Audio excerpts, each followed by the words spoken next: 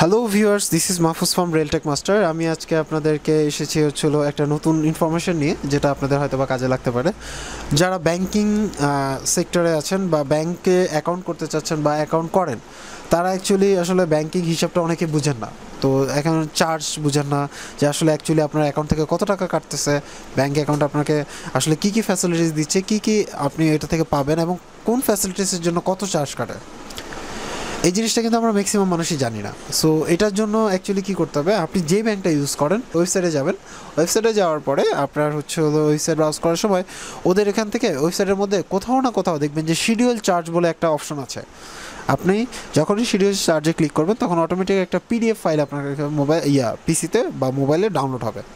আপনি সেটা ওপেন করে আপনি দেখতে পারবেন যে অ্যাকচুয়ালি আপনার কত টাকা কাটতেছে আপনার অ্যাকাউন্ট থেকে, বা কতটুকু চার্জ আছে, এটিএম কার্ডের জন্য কতটুকু চার্জ, আপনার হচ্ছে হলো এলসির জন্য কত চার্জ, মানে আপনার কী কী ফ্যাসিলিটিস আছে ব্যাংকের মধ্যে, এই জিনিসগুলো জানতে পারবেন। আর আরেকটা ব্যাপার বলে দিই, বাংলাদেশের যে কোনো ব্যাংকে বর্তমানে রুলস অনুসারে, বাংলাদেশ ব্যাংকের রুলস অনুসারে যত ব্যাংক বলেন, এইচএসবিসি বলেন, আপনার স্ট্যান্ডার্ড চার্টার্ড বলেন, আপনার হচ্ছে হলো ব্র্যাক ব্যাংক বলেন, আর আপনি ডাচ বাংলা ব্যাংক বলেন, সেই ব্যাংকগুলোতে যদি আপনার সেভিংস অ্যাকাউন্ট হয় তাহলে আপনার সিম্পলি, আপনি যদি 5,000 টাকার নিচে ব্যালেন্স থাকে আপনার কোনো প্রকার চার্জ কাটা হয় না। হ্যাঁ, চার্জ কাটে আপনার এটিএমের চার্জ কাটে, একটা ব্যাপার। আরেকটা হচ্ছে হলো আপনি এই এইগুলো আসলে টোটালটাই আপনি ওই লিস্টেই পাবেন। প্রত্যেকটা ব্যাংকেরই সেভিংস অ্যাকাউন্টের ক্ষেত্রে সিস্টেমটা এক, এবং কী সিস্টেম সেটা নিয়ে আমি আপনাদেরকে একটা জিনিস দেখাবো। আমি পিসিতে বসে যে ডাচ বাংলা ব্যাংকেরটা দেখাবো। সো পিসিতে বসে আমি আপনাদেরকে একটা ছোট্ট শিডিউল চার্জ দেখাবো, যেটার মাধ্যমে আপনি ইজিলি বুঝতে পারবেন যে আপনার সেভিংস অ্যাকাউন্টে কত টাকা থাকলে আপনার কত চার্জ করছে, আর কত টাকা না থাকলে আপনার কত টাকা মানে ডিটাচ করতেছে। সো আজকে এ পর্যন্তই। চলুন পিসিতে এন্ট্রি করি, দেখি কি হয়। সো আমরা এখন ডাচ বাংলার ওয়েবসাইটে চলে আসলাম। এরকম করে আমরা ডাচ বাংলার ওয়েবসাইট বা ইস্টার্ন ব্যাংক লিমিটেড বা ব্র্যাক ব্যাংক বা ঢাকা ব্যাংক বা আপনার ইসলামী ব্যাংক, আপনি যে কোনো ব্যাংকের যে ওয়েবসাইটটা আছে, আপনি যে কোনো বাংলাদেশের যে কোনো ব্যাংকের ওয়েবসাইট যদি আছে, সেই ওয়েবসাইট থেকে আপনি আপনার ব্যাংকিং যে চার্জগুলো সেগুলো জানতে পারবেন। দেখুন আমি এখানে বলি, যেমন ইসলামী ব্যাংকের ক্ষেত্রে দেখুন এই যে দেখুন ব্যাংক চার্ট, এখান থেকে ক্লিক করলে একটা পিডিএফ নামবে, আপনি সেখান থেকে দেখতে পারবেন ইসলামী ব্যাংকের ক্ষেত্রে। ঢাকা ব্যাংকের ক্ষেত্রে এই যে দেখুন রেটস অ্যান্ড চার্জ, এখান থেকে দেখবেন এই যে এগুলো কিন্তু রেটস অ্যান্ড চার্জ দেখতে পারবেন এখান থেকে। তারপর হচ্ছে ব্র্যাক ব্যাংকের ক্ষেত্রেও সেম, আপনি এই যে দেখুন উপরে schedule and charge of charge, এটা আপনি এখান থেকে ডাউনলোড করে দেখতে পারেন। ইস্টার্ন ব্যাংকের ক্ষেত্রেও দেখুন এই যে উপরে একই, ম্যাক্সিমাম ব্যাংকের উপরে এবং মাঝে মাঝে নিচে থাকে। সো আমরা ডাচ বাংলাটা যদি যদিও দেখাবো বলছি, সো এখান থেকে আদার্স থেকে দেখুন আপনার হচ্ছে হলো এই যে চার্জ অ্যান্ড ফিস, এখানে ক্লিক করবেন, দেখুন একটা পিডিএফ ফাইল আপনার হচ্ছে হলো আসতেছে। ওকে করলাম, দেন ডাউনলোড করলাম, ডাউনলোড করার পরে ওপেন করলাম।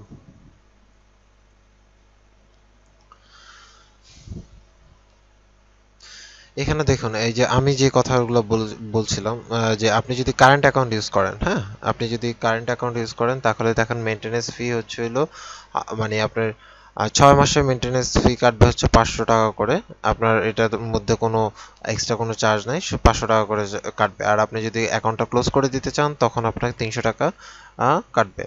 দেন সেভিংস অ্যাকাউন্টের ক্ষেত্রে ওই যে আমি যেটা বললাম, কোনো মেনটেনেন্স ফি নাই নর্মালি, যদি আপনি 5,000 টাকার নিচে থাকে ব্যালেন্স।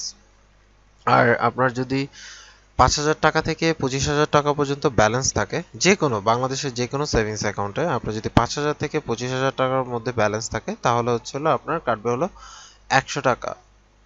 ঠিক আছে, আপনার হচ্ছে হলো 6 মাসের কাটবে হচ্ছে হলো 100 টাকা। দেন হচ্ছে হলো আপনার 3,000 থেকে, সরি 300 টাকা কাটবে হচ্ছে হলো 25,000-এর উপরে যত টাকাই থাকুক না কেন, তাহলে আপনার কাটবে 300 টাকা করে চার্জ। এটা সেভিংস এর ক্ষেত্রে, হ্যাঁ, এটা সব বাংলাদেশের সব ব্যাংকের সেভিংস অ্যাকাউন্টের ক্ষেত্রে এটা সেম।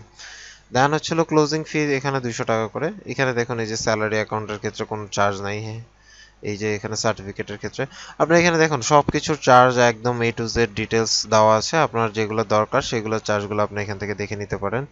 এই এখানে প্রসেসিং ফি, এই সেই মানে সব আপনার হচ্ছিল, এমনকি এখানে রকেটেরও ইনফরমেশন দেওয়া আছে আপনার, যে ফান্ড ট্রান্সফার আপনি যদি অনলাইন ট্রান্সফার করেন সেটার ক্ষেত্রে টিটি করেন এটার ক্ষেত্রে কত টাকা চার্জ আছে, তারপরে আপনার হচ্ছে হলো ইন্টারনেট ব্যাংকিং এর ক্ষেত্রে কত টাকা চার্জ। এই দেখুন ইন্টারনেট ব্যাংকিং এর ক্ষেত্রে এখন বর্তমানে ফ্রি, এসএমএস ব্যাংকিং এ ফ্রি, অ্যানুয়াল ব্যাংকিং এ ফ্রি, আপনার হচ্ছে হলো মোটামুটি সবকিছুই ধরতে গেলে আপনি এখানে পাবেন। হ্যাঁ, এভাবে করে আপনি আপনার পছন্দের যে কোনো ব্যাংকের বা আপনি যে ব্যাংক ইউজ করেন সেই ব্যাংকের আপনি মেনটেনেন্স চার্জ এবং ফিসগুলো জানতে পারবেন। আরেকটা কথা হচ্ছিল এখানে একটা জিনিস, আপনি যদি ব্যাংকে ধরেন হচ্ছে আপনার সেভিংস অ্যাকাউন্ট আছে, তারপরে আপনি বলতেছেন যে আমার তো 5,000 টাকার নিচে আছে, বাট তারপরে কেন আমাকে চার্জ করলো, সেইটার আসলে আপনার নির্ভর করে হচ্ছিল আপনার আপনি যে এটিএম কার্ডটা ইউজ করেন সেটার উপর। আপনি যদি এটিএম কার্ড না ইউজ করেন তাহলে কিন্তু আপনার কোনো চার্জ হবে না, আর এটিএম কার্ডের চার্জটা সম্পূর্ণ আলাদা।